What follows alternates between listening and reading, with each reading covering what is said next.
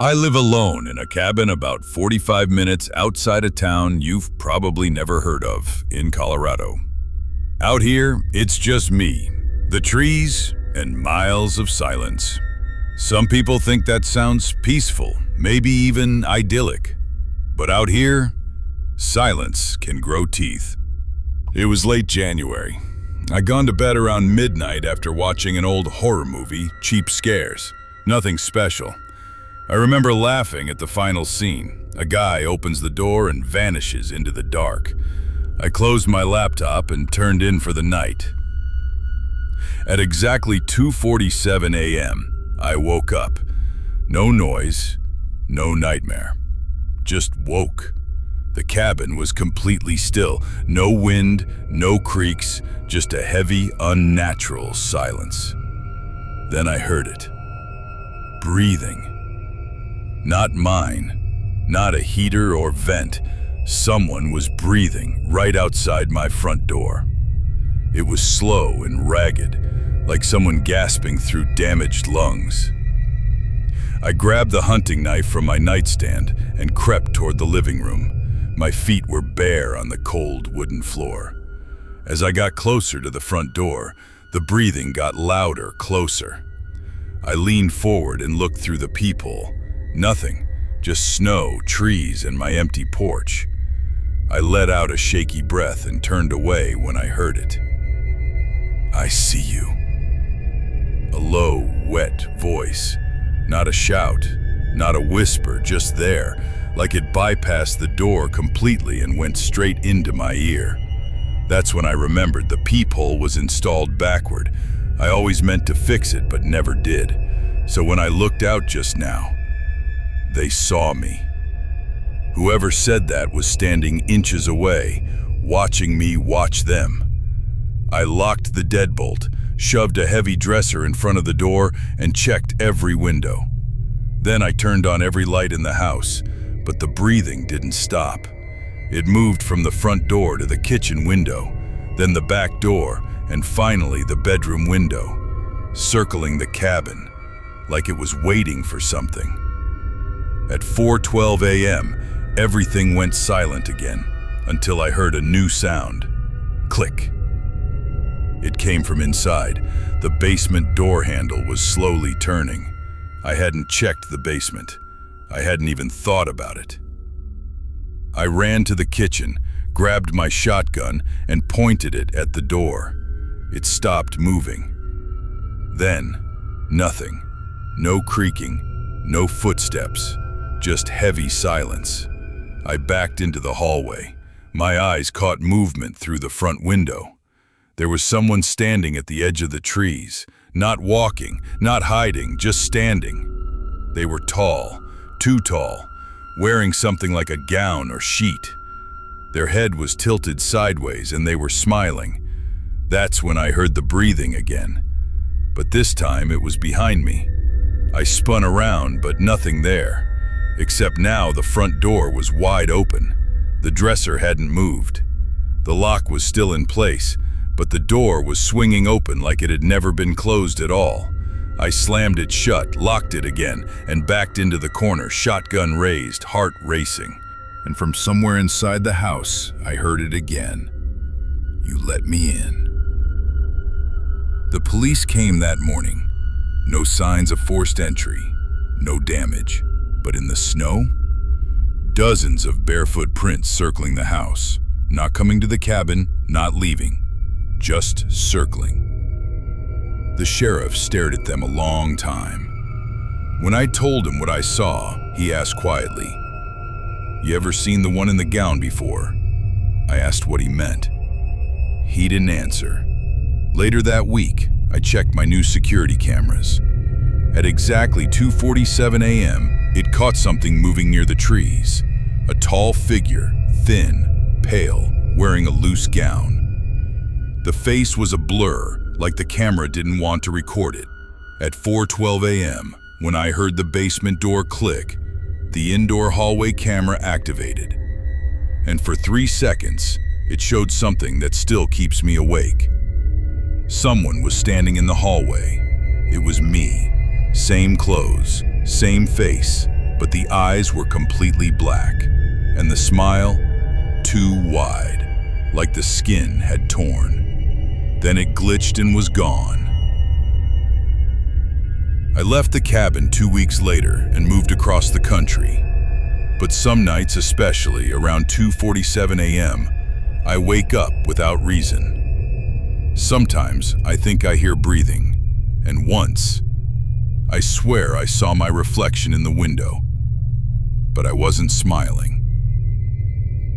It was.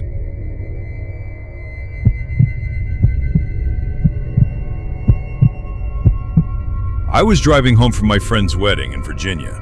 I didn't want to spend money on a hotel, so I figured I'd power through the night and drive straight back to Pennsylvania.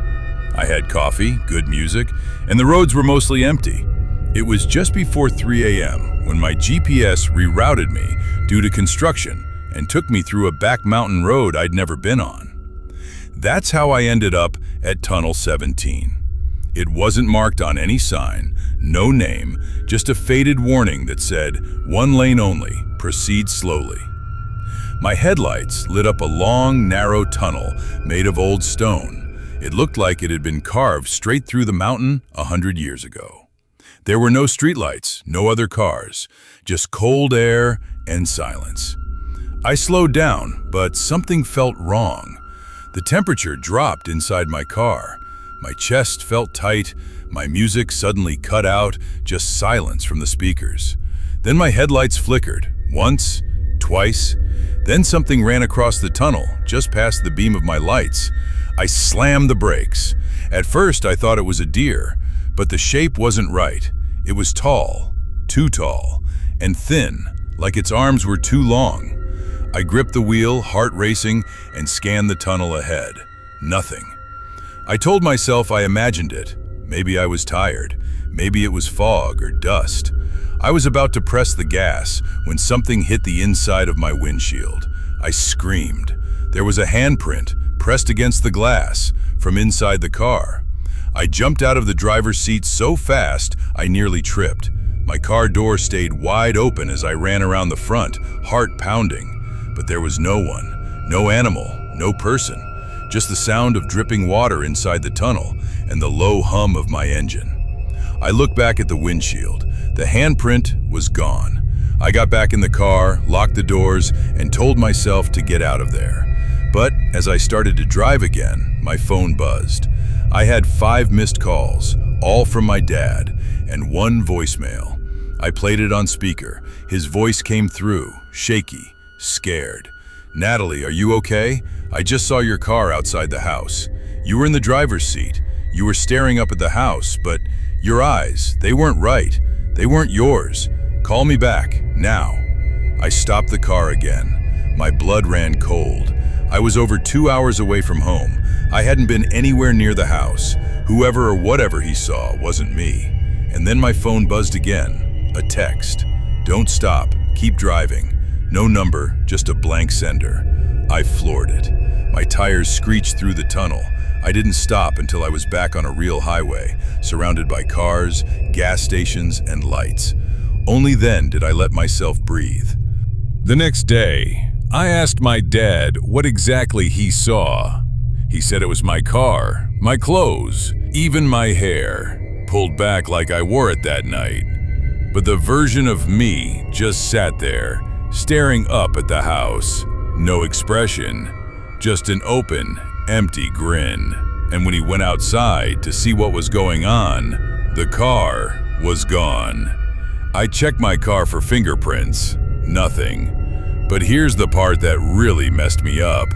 I took the car to get washed the day after. As I was cleaning out the back seat, I noticed something on the inside of the rear window. A smudge, the faint outline of a second handprint. Small, like a child's, but it wasn't mine, and I hadn't had anyone in the back seat. I've never used that route again. Never trusted GPS shortcuts at night, and I haven't driven through a tunnel alone since. But sometimes I'll be sitting in traffic or parked outside my house, and I'll see movement in my rearview mirror, just for a second, like someone sitting quietly behind me. smiling.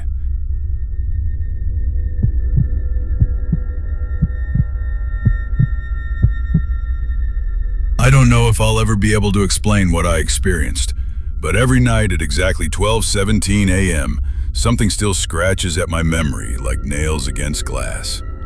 This happened about 8 months ago when I was still living alone in my small house just outside Traverse City, Michigan. The place was quiet, surrounded by woods, with only 2 neighbors within walking distance, the kind of place people move to for peace and end up buried in silence. I work from home, mostly coding, so my schedule was weird. I was usually awake deep into the night. That particular night, it was snowing heavy, the kind where the world goes completely silent except for the wind. I was up working in the basement, converted it into my home office. It's not a creepy basement, or at least it wasn't back then. Just concrete floors, some bookshelves, and one narrow window at ground level that looked out to the side yard. At exactly 12:17 a.m., I heard 3 deliberate taps on that tiny basement window. Not wind, not a tree. These were knuckles. I froze. No one should have been out there. My driveway was empty. I hadn't invited anyone over. It was 19 degrees outside. I muted everything and walked to the window, but couldn't see anything through the old dirty glass, so I did something stupid. I opened it a crack just to listen. At first, nothing, just snow falling. Then I heard it. A low, gravelly voice whispered, "You forgot to lock the upstairs window." I slammed the basement window shut so hard I cracked the glass. I had forgotten to lock that window. I ran upstairs, heart pounding, to the guest bedroom. Sure enough, the window was slightly ajar.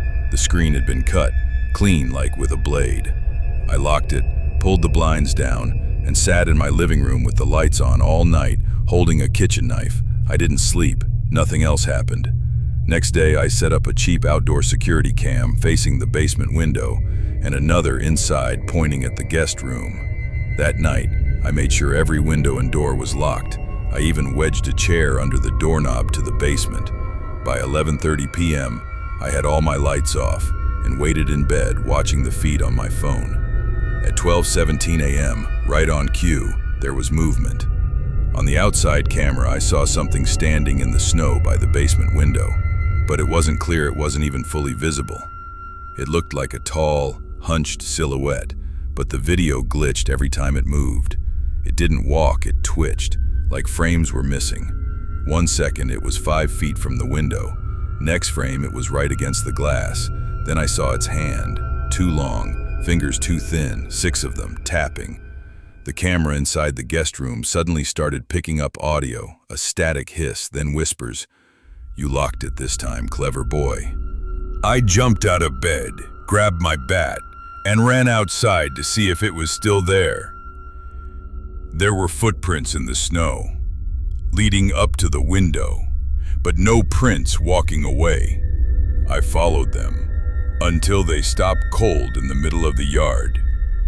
No turn. No backtrack, just ended. I went back inside, locked the door, and unplugged the basement. I didn't sleep again. I didn't work. I didn't leave the house for 2 days. But it wasn't over. On the 3rd night, around midnight, I started hearing whispers again. But they weren't coming from the basement or the guest room. They were inside the walls, like something was crawling inside my house. My phone camera started acting up, glitching, flickering. The app that controlled the security feed wouldn't load. At 12:17, every single light in the house shut off at once. My phone screen went black. And then, I heard my front door unlock. I swear to God, I heard the deadbolt twist. I stood behind the couch, knife in hand, frozen in place, and then I saw it. Not clearly, not really with my eyes. It was like it was inside my mind. Something was standing just inside the doorway. No features, no face, just a silhouette with a mouth full of teeth that didn't fit in its head. And it knew me. It whispered my name, not aloud, inside my skull. Eli, you left the basement open. I hadn't. I locked it. I know I did. But in that moment, I didn't know what was real anymore. Then it moved, not toward me, through me. The room dropped about 20 degrees. I could feel its breath on the back of my neck, and then I blacked out. I woke up the next morning on the floor. The front door was wide open, the basement door too, but nothing was stolen, nothing moved, except the security cams, all wiped. Everything between 12:17 and 12:43 a.m. was erased. I moved out the next week, told the landlord I was being stalked, didn't care about the lease. But here's the part that really s with me. I stayed at my sister's place for a while. About 2 weeks in, I got an email. No subject, no sender, just a video file attached. When I opened it, it was a silent screen recording of me, from above, like a ceiling camera, standing in my basement. But I wasn't alone. There was something behind me. Tall, black, no eyes, mouth wide open, standing still while I stared directly into the camera. I don't remember that. I never recorded that. The file was time-stamped 12:17 a.m., and every single night since then, at exactly 12:17, I wake up and my bedroom window is open.